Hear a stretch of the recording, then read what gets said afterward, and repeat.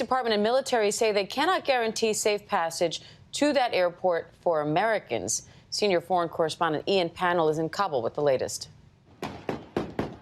This morning, anguish and agony as 15,000 Americans and many more Afghans try to escape Kabul. Reports of more than a dozen injured in the crush at the airport, the Taliban beating the crowds. Fighters firing multiple rifle shots in the air to frighten and disperse people. And right by the Taliban checkpoint there, a tense moment. Taliban permission. ABC News. Okay. At first, the fighters backed away. Then more Taliban appeared. Tell him we have permission. We have permission. Walid. Yes, ABC. Ignoring the accreditation issued by their own commanders. We have Taliban permission.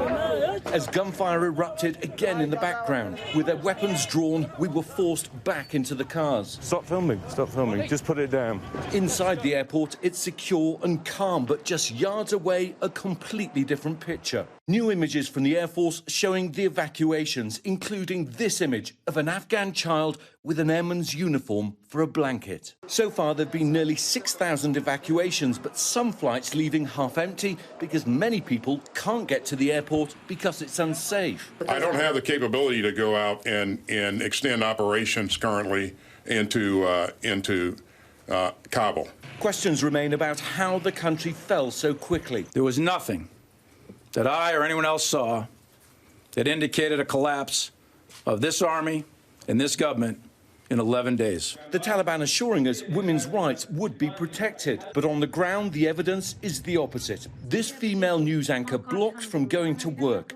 Shabnam Darwan told by the Taliban the regime has changed, go home. Journalist Zara Nabi says women who lived under the Taliban last time are now terrified. She says her neighbor is devastated. I was trying, 10 minutes I was trying to make her understand, calm down, please. The Taliban won't do these things again. And she was saying, no, I cannot. And Ian Pannell joins me live now from Kabul with more. Ian, those stories are heartbreaking. What are you seeing there in Kabul now? Have things calmed down at all? Listen, Diane, I'd love to be able to say that they have, but that's really just not what we're hearing at the moment. I mean, the truth is the Taliban are giving lip service to controlling the situation, to facilitating the departure, the safe departure of Afghans, of Americans. But the reality on the ground is they still haven't quite got control of the situation. Right down there by the airport, it is chaotic. You know, that means a lot of people are going there. They're risking their lives just to even get to the gate. We spoke to one woman. She'd worked with the US-led mission. She had the right papers. She waited all night. We got a message from her about 8:30 in the morning saying that was it. She had to give up and go home. But she's now gone back there. Still the same situation. People are getting through, just not enough. The systems need to be put in place to make this happen. And Ian, is anyone there openly resisting Taliban rule? Yes, I mean, we've actually seen a protest here in Kabul today and in other parts of the country. There's small-scale people waving the Afghan flag, or the flag of the government that's just been overthrown.